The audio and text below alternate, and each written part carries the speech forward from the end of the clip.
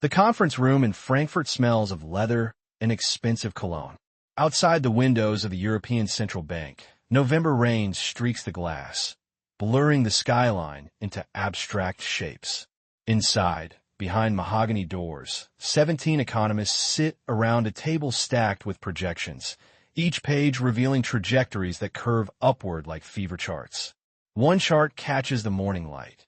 Global debt approaching 117% of GDP by 2027. Nobody speaks. Someone clears their throat. The youngest analyst in the room, a woman whose grandmother survived the Weimar hyperinflation, stares at the numbers and feels something cold settle in her chest. She recognizes this pattern. She's seen it before in history books, in the sepia-toned photographs of breadlines and bank runs. The difference is the scale. Everything now is exponentially larger, digitally interconnected, impossibly complex.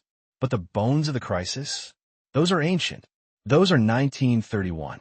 Later, walking through the rain toward the train station, she'll wonder whether anyone else in that room saw what she saw, whether they understood that the machinery of collapse doesn't change, it only accelerates, whether they grasped that the answer to the question hanging unspoken in the air, when does the system break, might be closer than anyone dares to admit. The markets don't crash because of bad news anymore. They crash because of the realization that the news has been bad for a very long time, and everyone simply agreed not to notice. But before we understand why 2026 feels like an echo chamber of 1931, we must ask the question that defines this moment. When does a society's debt, financial, political, moral, become so suffocating that people willingly surrender their freedoms for the promise of order? When does economic anxiety mutate into something darker, more tribal, more dangerous? History whispers that the distance between recession and radicalization is shorter than we think, and the path is always paved with the same stones. Unemployment, humiliation, scapegoating, and the seductive myth that a strong leader can restore what's been lost. What terrifies historians isn't the parallels between 1931 and 2026.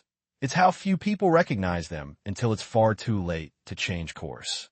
In 1931, the world stood at a threshold it didn't know it was crossing. The Great Depression was no longer just an American problem. It had metastasized into a global contagion. That spring, Austria's credit onstall collapsed, the largest bank failure in European history, sending shockwaves through the interconnected web of European finance. By summer, Germany was paralyzed. The Weimar Republic, already on life support, faced both a currency crisis and a banking crisis simultaneously, what we now call a twin crisis. But the trigger wasn't reckless bankers, as many assumed. It was politicians.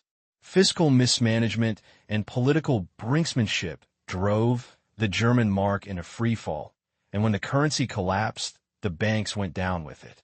Berlin's major banks, which had overextended themselves during the boom years, suddenly found their assets worthless.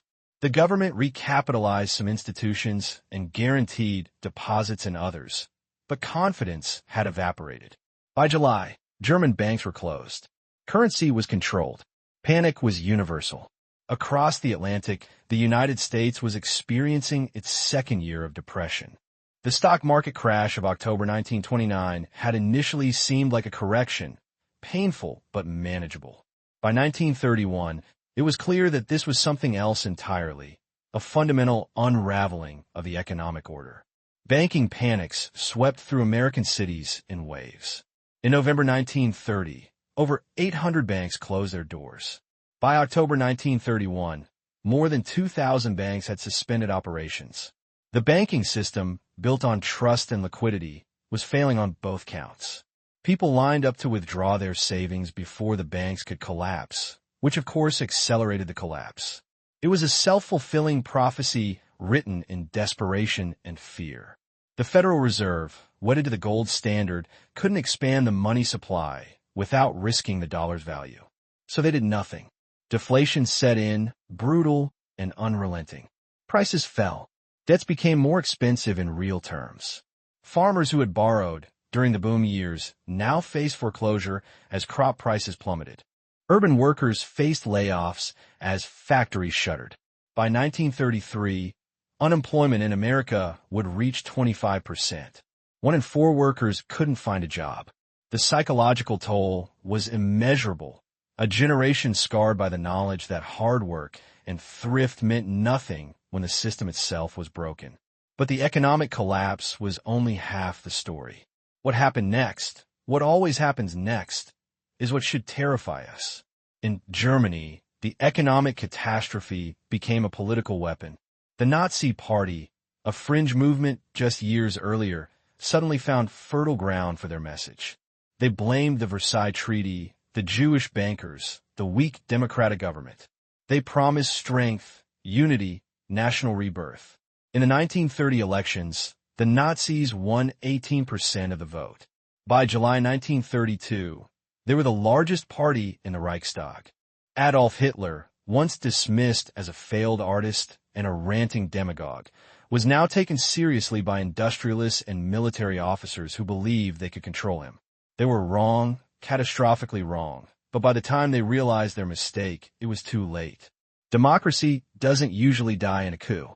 It dies when people lose faith in democratic institutions to solve their problems, and then willingly embrace someone who promises to solve them through force. Across Europe, the pattern repeated. In Italy, Benito Mussolini had already consolidated power, and by 1931 his fascist model was being admired and imitated. In Spain, political chaos was building towards civil war. In France, ultranationalist movements gained strength, culminating in the violent riots of February 1934 that nearly toppled the government. Even in Britain, Oswald Mosley founded the British Union of Fascists, attracting crowds with his promises to restore British greatness through authoritarian rule. Fascism wasn't an aberration. It was a response, a dark, seductive, ultimately catastrophic response to the humiliation and desperation that economic collapse breeds. The global economic system that had connected nations through trade and finance now transmitted the contagion of fear. The gold standard, once seen as the bedrock of financial stability, became a straitjacket. Countries that remained on the gold standard were forced to deflate their economies, worsening unemployment and poverty. Britain abandoned the gold standard in September 1931, and its economy began to recover almost immediately. But others, including the United States and France, clung to it longer, prolonging their suffering.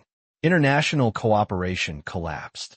The Smoot-Hawley Tariff Act of 1930, which imposed steep tariffs on imports to protect American industries, triggered a wave of retaliatory tariffs that strangled global trade. World trade contracted by more than 60% between 1929 and 1934. The international economic order, built painstakingly after World War I, was disintegrating. And into that vacuum stepped not cooperation, but nationalism. Not openness, but autarky. Not diplomacy, but aggression. In 1931, Japan invaded Manchuria, the first major act of territorial expansion that would lead, step by inexorable step, to World War II. The League of Nations condemned the invasion, but did nothing to stop it. The lesson was clear. The rules-based international order was dead. Power, not principle, would decide the future. Now return to that conference room in Frankfurt. Return to those projections showing global debt approaching levels not seen since World War II. Return to the realization that history is not repeating. It is rhyming with terrifying precision. The numbers tell a story that should make anyone with a memory of 1931 deeply uneasy. Global public debt surged past $100 trillion in 2025 and is projected to reach 100% of global GDP by 2030. Add in corporate debt and household debt, and the total is staggering. In developing economies, debt stood at 206% of GDP at the end of 2023, nearly double what it was in 2010.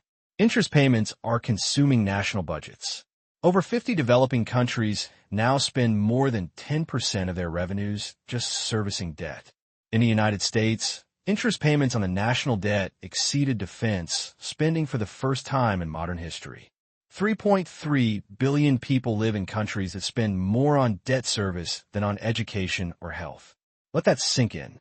Nearly half the world population lives under governments that are more committed to paying creditors than to investing in their own citizens' futures. This is not sustainable. This is the kindling waiting for a spark. And the spark is coming in multiple forms. Central banks, having spent over a decade suppressing interest rates to near zero, have now raised them sharply to combat inflation. That's the right move in theory, but it has consequences. Higher interest rates mean higher borrowing costs for governments already drowning in debt. They mean companies that borrowed cheaply during the boom years now face refinancing at rates that could bankrupt them. They mean mortgages become unaffordable, consumer spending contracts, and businesses stop hiring. Economists polled by Bankrate in late 2025 estimated a 39% chance of recession by September 2026, with unemployment expected to rise to 4.6%. Jamie Dimon, CEO of J.P. Morgan Chase, warned that a recession could hit in 2026. Deloitte's forecast predicted a recession in the fourth quarter of 2026, with unemployment averaging 5% in 2027. These aren't fringe voices. These are the people who run the machinery of global finance, and they're sounding alarms. The difference between 1931 and 2026 is that in 1931, the crisis caught most people by surprise. In 2026, we can see it coming, but we seem powerless or unwilling to stop it. Consider the political landscape, and the parallels become even more disturbing. In 2024, Donald Trump won a second term as President of the United States, campaigning on promises to impose massive tariffs, restrict immigration, and restore American greatness. His rhetoric echoes the economic nationalism of the 1930s. Blame foreign competition, blame immigrants, blame the establishment. Solve the problem by retreating from global cooperation and asserting national strength. In Europe, the story is even more explicit. In Austria, the far-right Freedom Party, led by Herbert Kickl, was tasked with forming a coalition government after centrist parties failed. In Germany, the Alternative for Germany, a party with explicitly nationalist and anti-immigrant policies, has become the second largest party, capitalizing on frustration with traditional politics. In France, Marine Le Pen's national rally continues to gain strength. Across the continent, from the Netherlands to Italy to Hungary, far-right parties are either in government or on the verge of power. This isn't nostalgia for the 1930s. This is the same conditions that produced the 1930s manifesting again. Economic anxiety, political dysfunction, the collapse of faith in democratic institutions, and the rise of leaders who promise order through strength and purity through exclusion. The mechanisms are identical. Only the scale is different. In 1931, the global economy was interconnected through trade and the gold standard, but capital moved slowly by telegram and steamship. In 2026, trillions of dollars move at the speed of light, across borders, through algorithms that make decisions in microseconds. The contagion that took months to spread in 1931 now spreads in hours. Bank runs that required people to physically line up outside branches now happen digitally, with withdrawals executed from smartphones. The system is vastly more complex, but complexity is not resilience. It's fragility in disguise.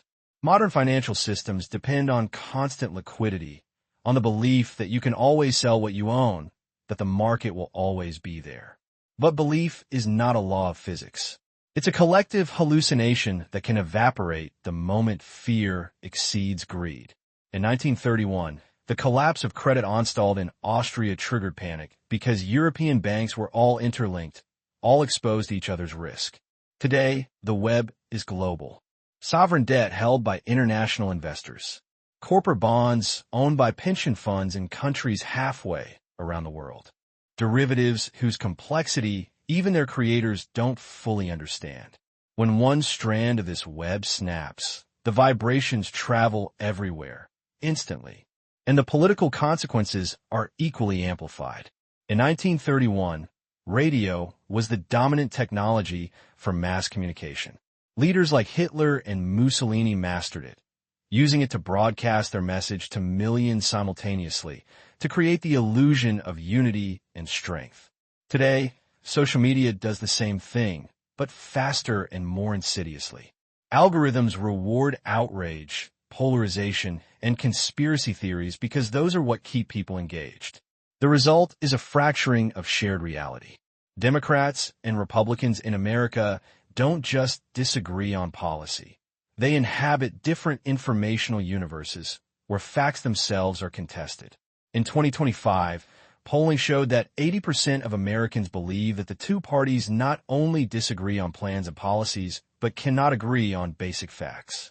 77% of Republicans identify as conservative, while 55% of Democrats identify as liberal. The center has collapsed.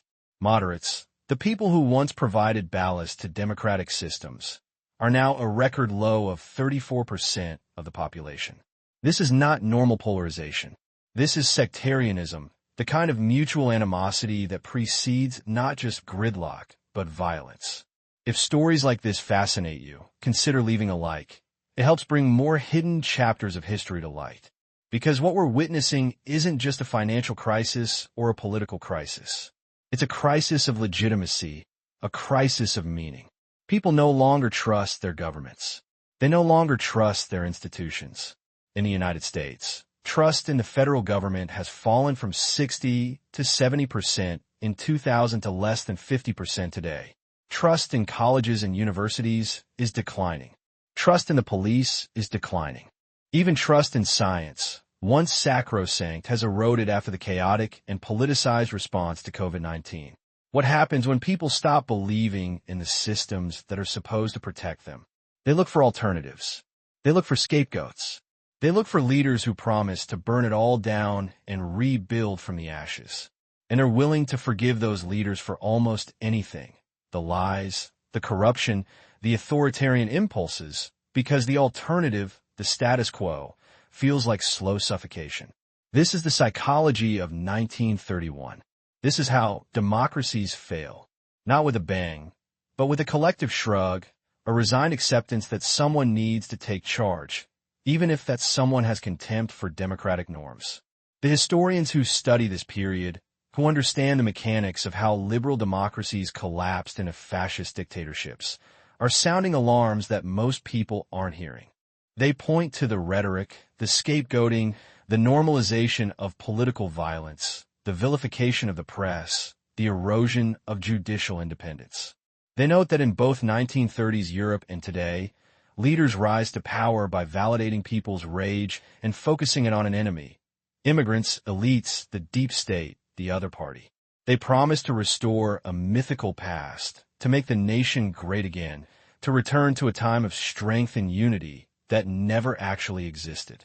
And people, exhausted by instability and fearful of an uncertain future, embrace them. Not because they're fools, but because they're desperate. Desperation is the raw material of tyranny. It always has been. And here is where the difference in scale becomes truly terrifying. In the 1930s, the weapons of war were bombs and tanks and aircraft. Devastating, yes, but limited in their reach. Today, we live in a world of nuclear weapons, cyber warfare, and climate change. A major global conflict now could end not just millions of lives, but the habitability of the planet. The stakes are incomparably higher. And yet the patterns that led to the last catastrophic global conflict are reasserting themselves with eerie precision. Nationalism rising. International cooperation collapsing. Trade wars escalating. Democracies weakening. Authoritarian leaders gaining legitimacy. Scapegoating and dehumanization becoming mainstream. Militarism being celebrated. The only question is whether we've learned enough from 1931 to avoid repeating it in 2026, or whether human nature, combined with economic desperation, will drag us down the same path, only faster and with more irreversible consequences. Return to Germany in 1931. Picture the streets of Berlin in July, when the banks closed. People didn't know what was happening. Not really. They knew things were bad, but not how bad. They thought their leaders would fix it. They thought the system, however flawed, would endure. By 1933, Adolf Hitler was chancellor. By 1939, Europe was at war. The distance between economic crisis and total war was less than a decade, and most of it was spent in denial, in the belief that surely, things couldn't get that bad. They did. Now, picture 2026. Picture the algorithmic trading systems that could trigger a market crash in minutes. Picture the trillions in sovereign debt that need to be refinanced at rates governments can't afford. Picture the political leaders who have already demonstrated contempt for democratic norms, already shown a willingness to embrace violence, already built movements based on exclusion and revenge. Picture the social media platforms that will amplify every outrage, every conspiracy theory, every call to violence. Picture the climate disasters that will displace millions, creating refugee crises that will inflame nationalist movements even further. Picture the potential for not just one crisis, but multiple cascading crises, financial, political, environmental, hitting simultaneously, overwhelming the capacity of institutions to respond. The techno-optimists will say this is different, that we have better tools now, better data, better institutions. They'll point to the Federal Reserve's ability to inject liquidity, to the IMF's capacity to stabilize currencies, to the international frameworks designed to prevent contagion. They're not wrong that the tools exist, but tools are useless if the political will to use them doesn't. And political will is exactly what's missing. Because the solutions to a debt crisis, fiscal austerity, higher taxes, painful reforms, are politically toxic. No democratic leader wants to tell their voters that they need to accept lower living standards to pay for past profligacy. It's electoral suicide. So they don't. They kick the can down the road, hoping something will change, that growth will return, that inflation will make the debt manageable. But hope is not a strategy, and time is running out. By most estimates, sovereign bond issuance in OECD countries will reach a record $17 trillion in 2025, up from $14 trillion in 2023. Someone has to buy that debt. And if investors lose confidence, if they decide that sovereign bonds are no longer safe, that governments can't be trusted to repay, then yields will spike, borrowing costs will explode, and the debt spiral will accelerate beyond control. We've seen this movie before. We know how it ends. But perhaps the most disturbing parallel is not economic or political, but psychological. In 1931, people experienced what historians call a profound sense of dislocation. The old order was dissolving. The traditional structures, class, religion, national identity, were being upended by modernity. Rural populations felt left behind by industrial cities. Workers felt exploited by capital. Middle-class families saw their savings evaporate and their status plummet. Everyone felt that the future their parents promised them was a lie, that the social contract was broken. And into that void stepped leaders who offered certainty, who offered belonging, who offered an enemy to blame.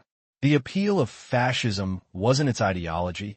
Most people didn't care about the ideological fine points. The appeal was emotional. It was the promise of order in chaos, of strength in weakness, of meaning in a world that seemed to have lost its moorings. That same dislocation is everywhere in 2026. The pandemic shattered the illusion of stability. Climate change threatens the future. Technology is displacing jobs and eroding privacy. Globalization benefits some, but leaves others behind. Social media creates connection, but also isolation, echo chambers where people marinate in their own grievances. People feel unmoored. They feel that the institutions that once provided structure, churches, unions, political parties, local communities, have either failed or abandoned them. And so they seek new forms of belonging, often in movements that define themselves in opposition to an enemy. The psychology hasn't changed. It's just been supercharged by technology and scaled by globalization. Consider the irony. The systems designed to prevent another 1931 may be creating the conditions for exactly that. The International Monetary Fund, the World Bank, the European Central Bank, All were built to provide stability, to prevent the kind of competitive devaluations and trade wars that worsened the Depression. But their interventions, necessary as they may be, often come with conditions that inflame populist resentment. Austerity measures that cut social spending. Structural reforms that benefit foreign investors. Bailouts that rescue banks, but not ordinary people. The technocrats who run these institutions believe they're doing the right thing, and by their metrics, GDP growth, debt sustainability, inflation targets, they often are. But people don't live by metrics. They live by whether they can afford rent, whether they have a job, whether their children will have a better life than they did. And when the answer to those questions is no, when the experts keep saying the system is working while people's lived experience says it's failing, trust evaporates. And in the vacuum left by trust, demagogues thrive. What makes this moment particularly dangerous is that the elites, the people who run governments, corporations, international institutions, seem genuinely unable to comprehend the depth of the crisis.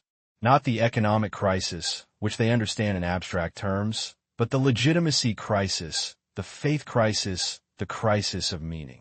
They issue reports, they hold conferences, they propose technocratic solutions. And all of it feels disconnected from the rage and fear that's boiling in populations across the world. At Davos in January 2025, global leaders discussed public debt and agreed it was deeply troubling. Geeta Gopinath from the IMF said, "It is worse than you think," and warned that projections consistently underestimate how bad debt levels will become. But then everyone went home, and nothing changed.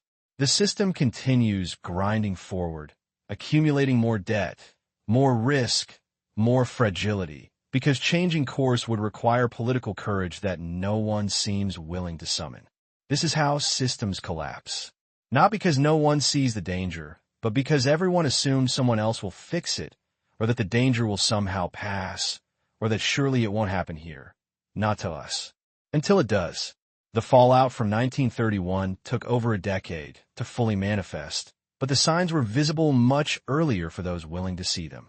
Bank failures in 1931 led to the deepest point of the Depression in 1933.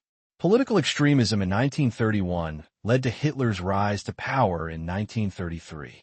Japanese expansion in Manchuria in 1931 set the stage for full-scale war in Asia by 1937. The failure of the League of Nations in 1931 made World War II inevitable. Every crisis, every failure, every act of cowardice compounded into catastrophe. The tragedy of 1931 is that it was preventable. If Britain and France had acted decisively against Japan's invasion, if Germany's creditors had shown more flexibility, if the United States had abandoned the gold standard earlier, if democratic leaders had addressed the economic suffering instead of imposing austerity, if history is full of missed opportunities, roads not taken, warnings not heeded. And the question hanging over 2026 is whether we're about to add another chapter to that litany of failures. The immediate consequences of a major debt crisis in 2026 would be shock, chaos, and a desperate search for someone to blame. Markets would crash. Banks would teeter. Currencies would gyrate. Governments would scramble to reassure their populations. But reassurance is worthless when people can see their savings disappearing in real time. The social fabric would fray. Crime would rise. Protests would erupt. And in that moment of maximum vulnerability, the strongmen would step forward, promising to restore order, to protect the nation, to punish the guilty. And people, terrified and desperate, would let them. Because the alternative, watching everything collapse with no one in charge, feels even worse. This is the trap. This is how freedom dies. Not because people don't value it, but because they value security more, and they're willing to trade one for the other when the fear becomes unbearable.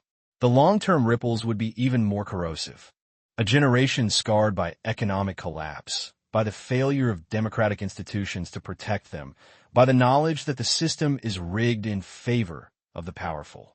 A generation that will never fully trust again, that will always hedge, always prepare for the worst, always choose strongman populism over liberal democracy because at least populism acknowledges their rage. A generation that will pass those lessons to their children, embedding cynicism and tribalism into the culture for decades. The rules-based international order, already frayed, would collapse entirely. Trade would fragment into blocks. Alliances would dissolve. Cooperation on climate change, on pandemics, on technology governance, all would become impossible.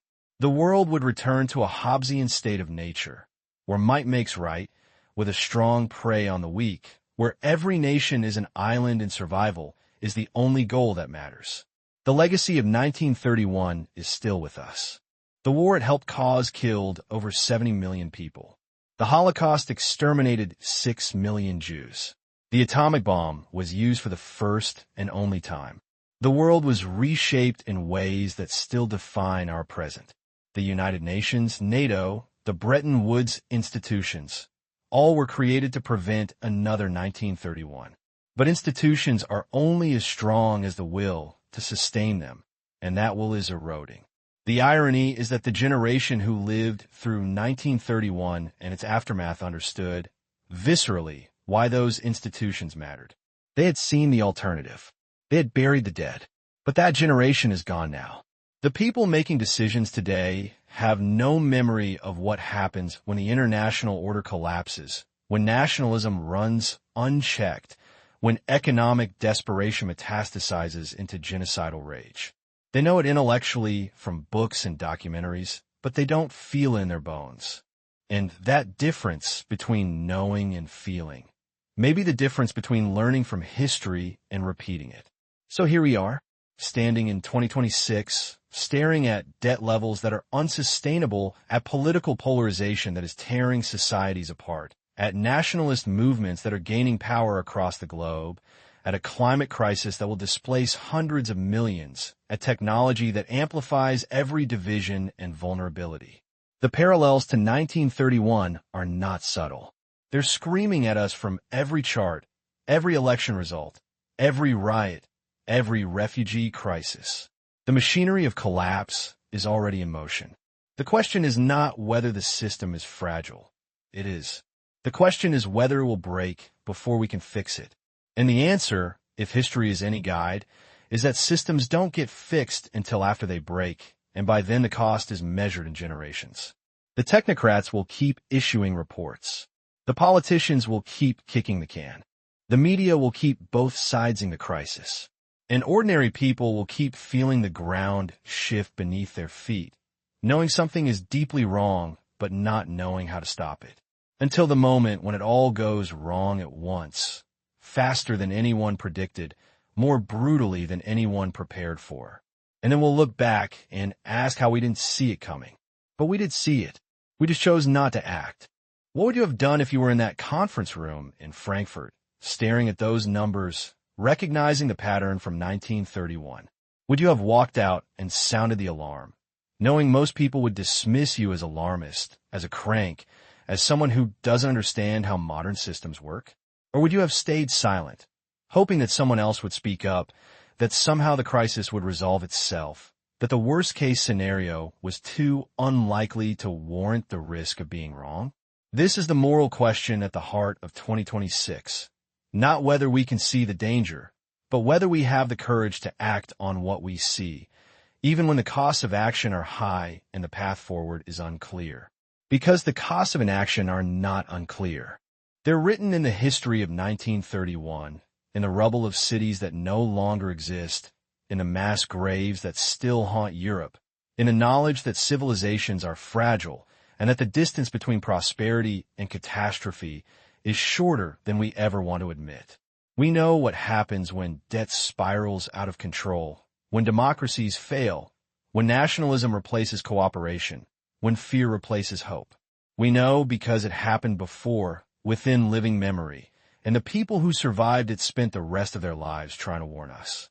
The question is whether we're listening, or are we too distracted, too divided, too exhausted by the constant churn of crises to muster the collective will to change course? Are we going to let the machinery of collapse keep running, keep accelerating, until the moment when it's too late to stop? Are we going to be the generation that looked at 1931, recognized the pattern, and did nothing?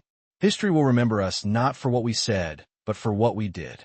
And right now, we're doing what the leaders of 1931 did, hoping the crisis will pass, hoping someone else will solve it, hoping that this time will be different. But hope is not a strategy. And 2026 looks exactly like 1931, just bigger, faster, more interconnected, more dangerous. The stage is set. The actors are in place. The script has already been written in the blood and ashes of the last century. The only question is whether we'll have the courage to rewrite the ending or whether we'll sleepwalk into catastrophe, eyes wide open, knowing exactly what's coming but unable to stop ourselves. What would you have done? What will you do? Tell me in the comments. And if you crave more stories that test the limits of truth and power, subscribe, because the next one might just change how you see history itself.